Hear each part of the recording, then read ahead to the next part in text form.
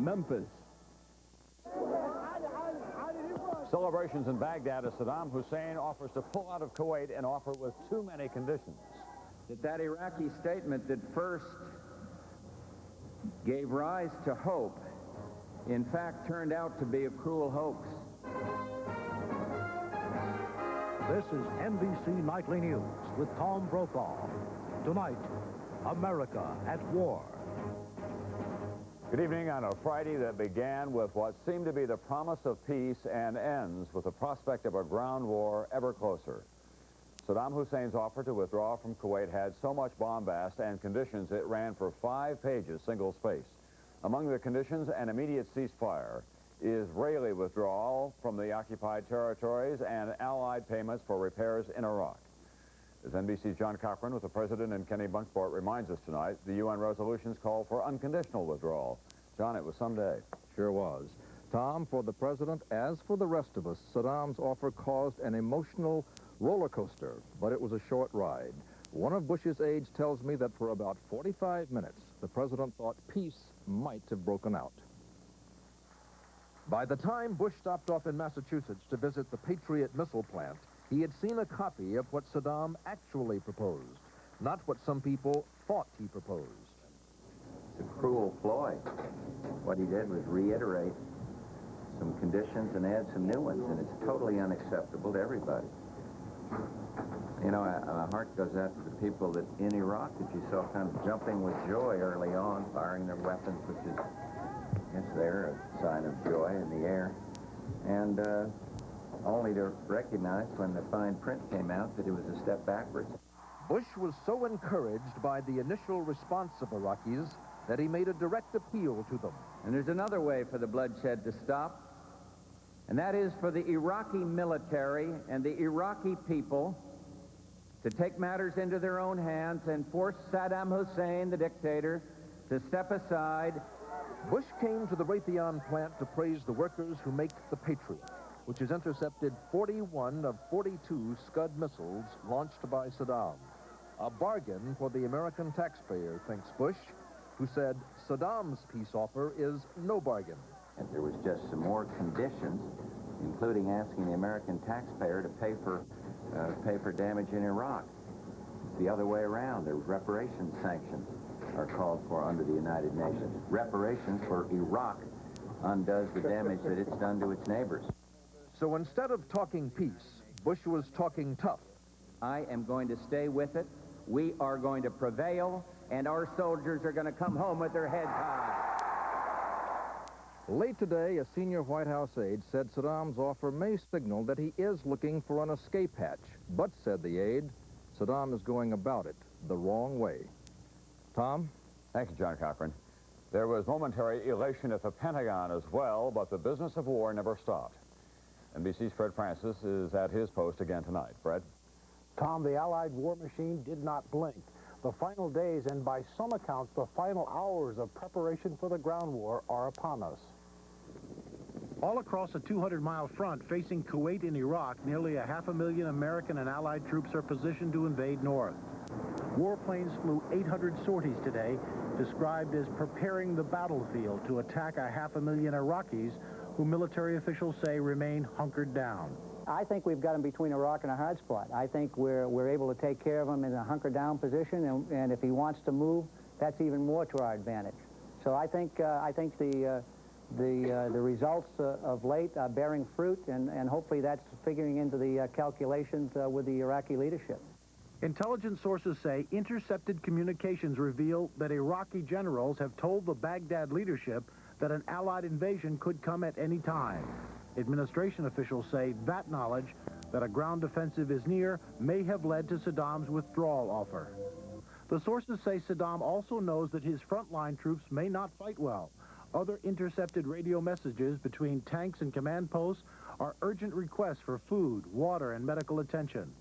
But Pentagon leaders say, for the moment, it is still an effective fighting force. I think the day will come in the relatively near future, and I won't define that, when they will begin to become an ineffective fighting force, but that hasn't occurred yet in all units. Some units are ineffective.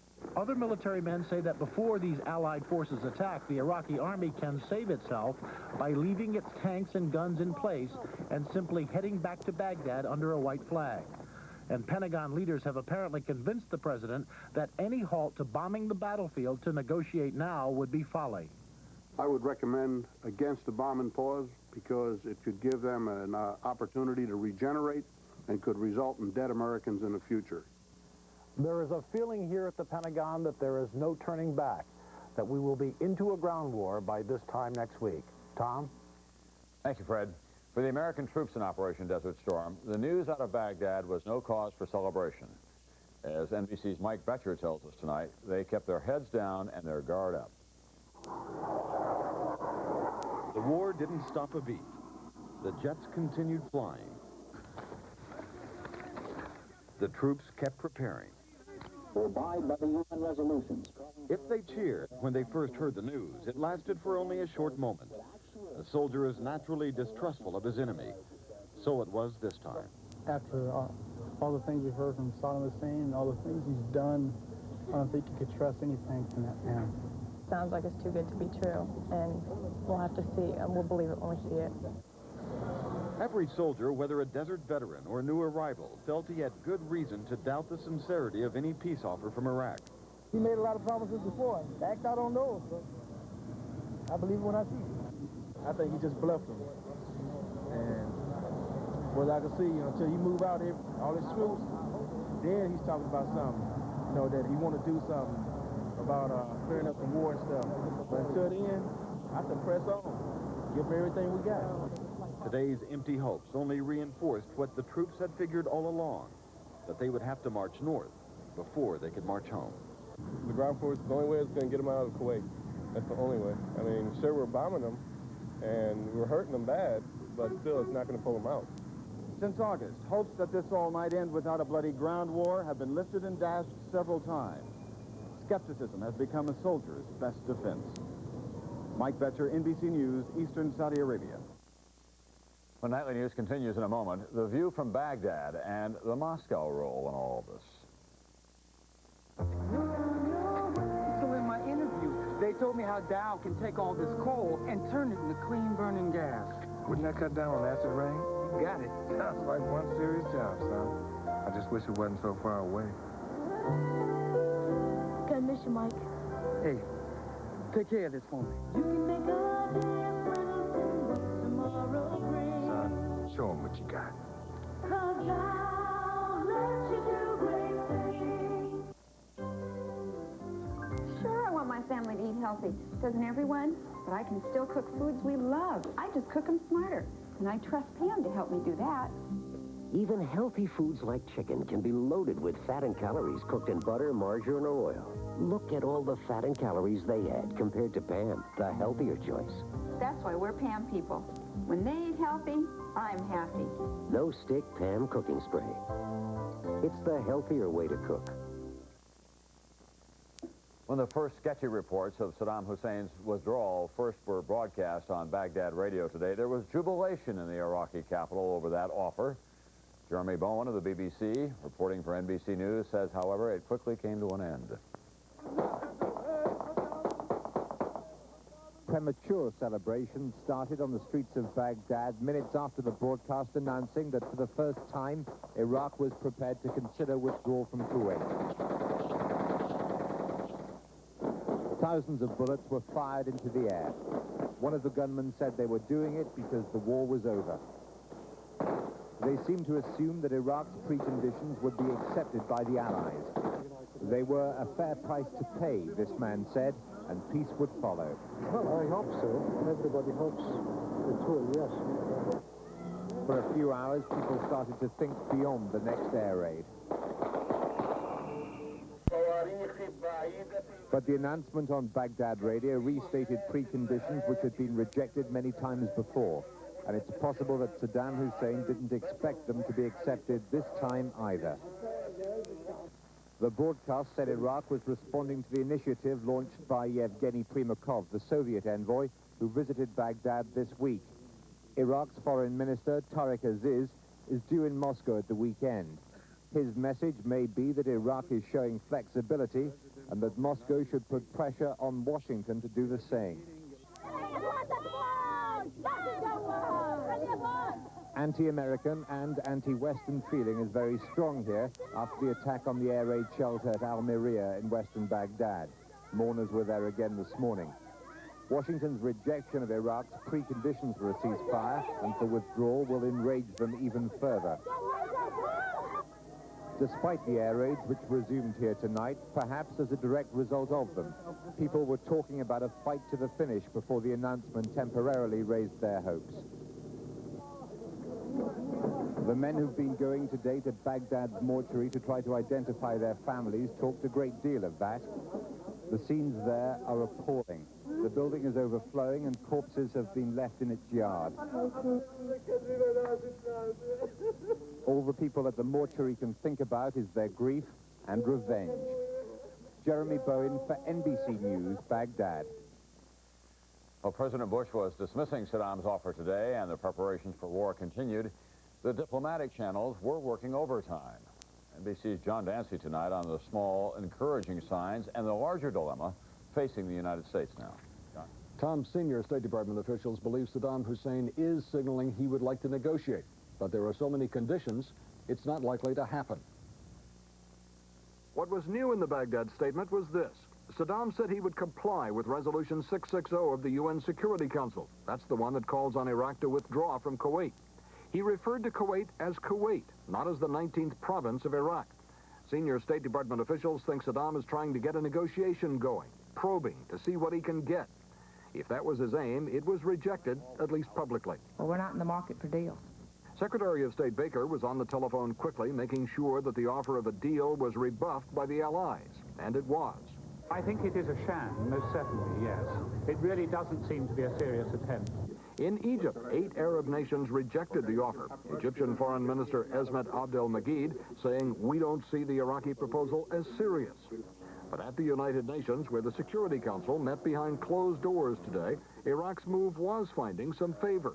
It seems that there is an evolution in the position of Iraq, and we hope that we can go further than that.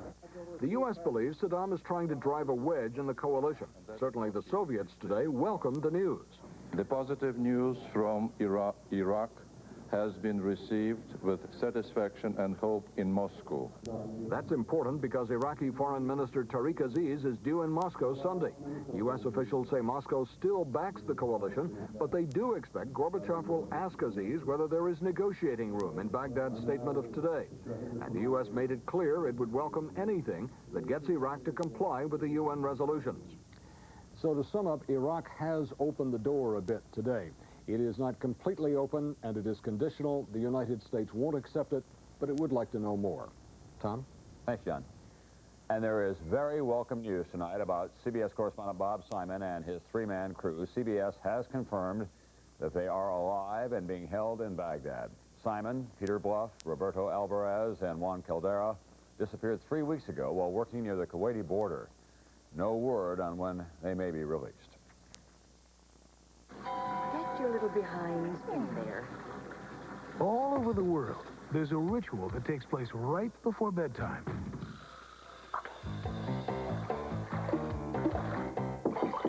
And don't forget to wash behind your ears. And for over 35 years, one faucet has helped more kids get away with it. And you two better be clean. Or not. Delta, the way water is brought to life. Ask me what counts most after 40 years in the car business, and I don't have to think twice. 1, the minivans. We invented them. 2, driver's airbags in every car we build in this country. What do we do for an encore? Put them together. Minivans with a driver's side airbag. Nobody else is doing it. You still have to use your seatbelt with a minivan airbag, but it will save lives. A lot of lives. Did you know if you're not using the AT&T network, your company waits over 40% longer for long-distance calls to connect? I'm gonna wait till the midnight hour when there's no one else around. I'm gonna wait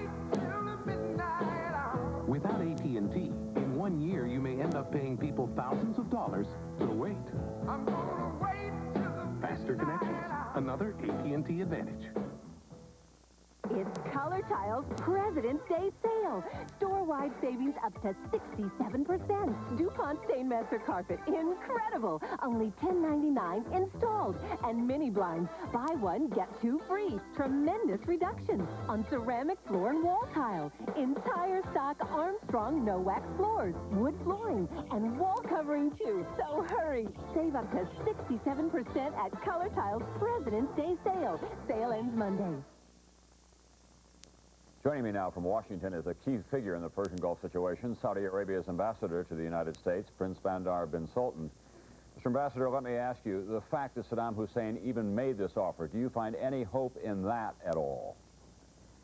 Good evening, Tom. No, I think it is a tragic, cruel attempt at playing with people's feelings, particularly in Iraq, as you've seen in the shots that we have seen in Baghdad. People were very happy. They thought there was something new. Saddam Hussein is playing the same old game. He thinks he's too cute. I think this initiative looks like a confirmation that he has a bunker mentality, and he's really not aware what's going on around him. The Iraqi foreign minister goes to Moscow on Monday. What happens if Monday night Gorbachev emerges from the Kremlin with Tariq Aziz at his side and calls for an allied ceasefire, and Tariq Aziz says Iraq will then withdraw from Kuwait? I am confident that President Gorbachev is solid on his insistence on implementation of the United Nations resolutions, and if he can get the Iraqis to accept and implement the UN resolution, the more power to him, and we would like that. In fact, Tom, King Fahd and President Bush, initially when they heard the news that Saddam Hussein was going to withdraw, they were very pleased. It was rather very disappointing to them when they saw the list of the conditions he put, not only the conditions that were rejected in the past, but he added preposterous conditions that shows you that the man is not realist, nor is he bedding for peace. Well, let me ask you about the Allies and their commitment to the UN resolution. The President today was encouraging the overthrow of Saddam Hussein. Do you think that Saddam Hussein should be removed physically or politically, and is that part of the UN mandate? I think, Tom, if you were an Iraqi officer or soldier tonight and you saw this game he's playing, you will have a flashback to your experience in Iran and the war of 8 years, whereby he sold everything he gained in Iran overnight. And therefore, the Iraqi army in Kuwait today is saying to themselves, should we fight and die for this man, and he will sell us next week, or should we not fight? So there is legitimate questions for the Iraqi people and the Iraqi army. But, Mr. Ambassador, what about you? What do you want? Do you want him removed physically and politically? We want him to get out of Kuwait, and we intend to implement the United Nations resolutions in Kuwait. We prefer that he withdraw peacefully so we can save more blood and save lives. If he doesn't, we will get him out of there by force. Mr. Ambassador, thank you very much for being with us tonight. Thank you, Tom. We appreciate it. When we return in a moment, the financial markets take a ride on today's Gulf News. Know where I am? I'm at one of the finest resorts in the world, and I love it because everything's right here. I can relax in the sun, eat marvelous food, enjoy a room with an ocean view. There's fabulous entertainment, friendly service, and it's all included in the price. But what makes this resort really fun is that it takes me to some of the world's other great vacation spots. Take a 3, 4, or 7-day fun ship vacation on Carnival, the most popular cruise line in the world. Today, there's a diet pill that can help you lose weight without caffeine to make you nervous. All my life I've been struggling with my weight. With Dexatrim, I finally lost weight, and without being hungry. No matter what else you've tried, Dexatrim can help you lose weight. Just one works all day, morning through bedtime, to control your appetite and help you lose weight. Dexatrim did it for me. I lost weight and feel great. Today's caffeine-free Dexatrim. Nothing works harder to help you lose weight. Nothing. When creating the new G20 midsize luxury sedan from Infiniti, these were just a few of the amenities we kept in mind. Seating surfaces that are fitted with leather, A cabin that heightens the level of comfort and stretches the limits of space. Of course, with 16 valves and 140 horsepower, that mind also has an alter ego.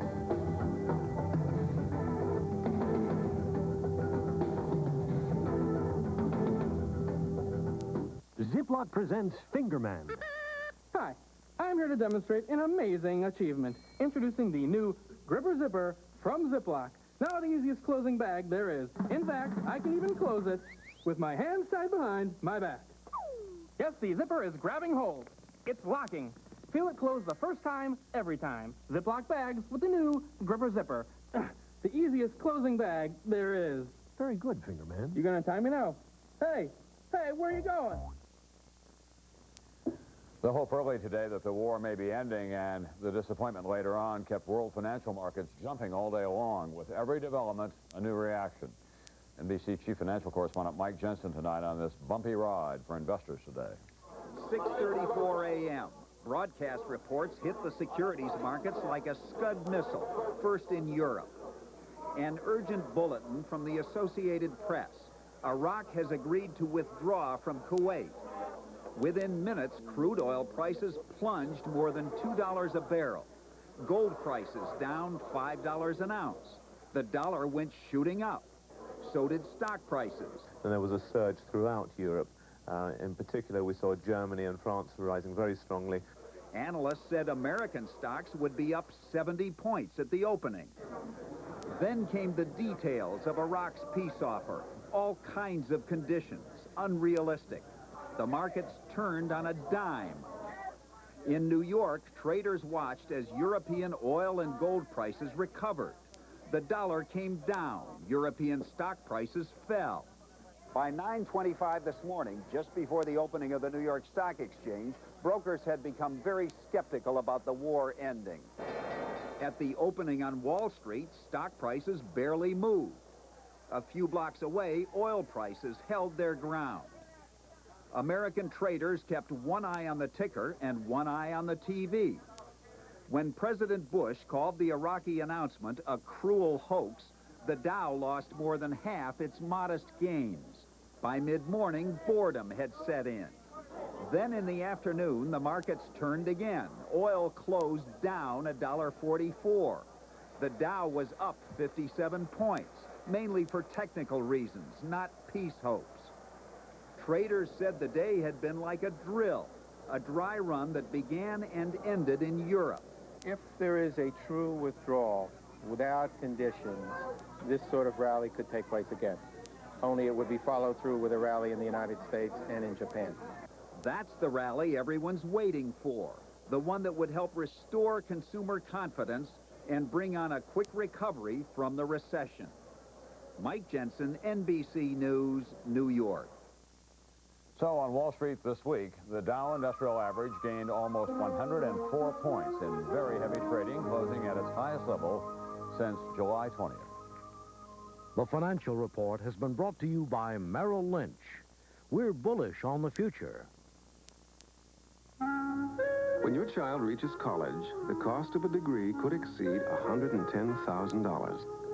And sooner or later, the truth dawns on you. You probably can't count on an athletic scholarship, not even a partial one. At Merrill Lynch, we can give you some coaching, ways you can improve your financial batting average.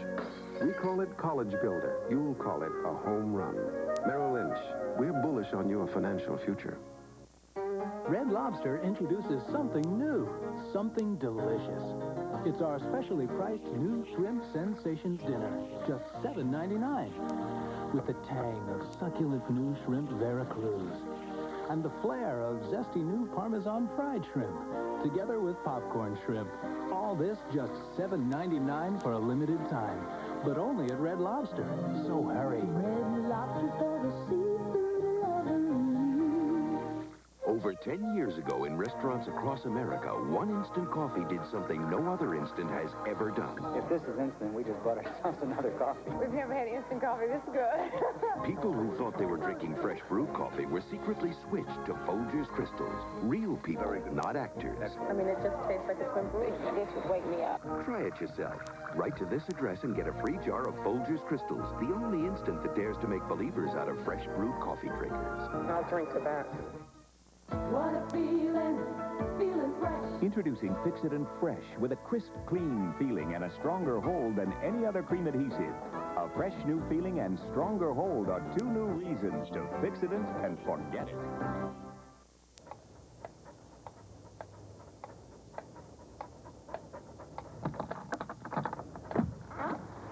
For more than 60 years, we've been everybody's favorite chair. Oh, good boy. Tonight on Friday Follow-Up, pardon the personal note, but growing up in the Great Plains, Life magazine was my window on the world. Every week it brought to my remote corner of life, life on a grander stage. And now it's back, weekly. NBC's Lucky Severson. This is good because there's that subliminal connection of the people. It's been 18 years since Life was a weekly part of our lives. For 40 years before that, week in and week out, we had a better understanding of who we were because we could see ourselves, frozen in black and white, and sometimes color. The most memorable pictures were usually of ordinary people, but not always. The most unforgettable, almost always, were images of war and its victims, like this anguished woman in a bombed-out village in China. Everything in the village has been destroyed. Everybody has fled. Probably no photojournalist alive has carried a camera to more wars than Karl Maidan's. Very well. And she is muttering, gone. Everything is gone. We see the pictures of destruction in the Gulf continuously, moving pictures. But do they move us? A still picture lets you stop and look at the thing and own it and hold it and come back to it and wander around in it. Jim Gaines is the managing editor of a new old weekly magazine that will debut Monday morning, only at newsstands, to be titled Life in Time of War. If war can bring good news, the new weekly is off to a good start. Reporter Ed Barnes and photographer Tony O'Brien, along with the London camera crew, captured a real-life exclusive. They were on the side of the road and said Iraqis, and they said Iraqis, and then we stood and stared at each other for a while. We all realized, my God, they're Iraqis and they're surrendering, and they're surrendering to us. The journalists were so stunned, they forgot to disarm their captives. They almost forgot to take pictures. After they were in the Jeep and we had a time to take a deep breath and realize what was going on, we realized we had no pictures, and we just yelled, "Get out!" And sort of bewildered, they got out and stood on the side of the road, had their picture taken, and surrendered again. A moving picture might not stop long enough to show the surrender leaflet or the soldier's hands holding it. His hands were kind of incredible. I mean, they were sort of farmer's hands and just kind of dirty and whatnot. These are people. I think that's probably what I would like to convey more than anything. The picture showing how afraid and how much alike we all are will appear in the first edition. The people at Life say they hope there won't be the need for a second. Lucky Severson, NBC News, New York. That's Nightly News Up to the Minute. I'm Tom Brokaw. We will have continuing coverage of America at war around the clock on this NBC station.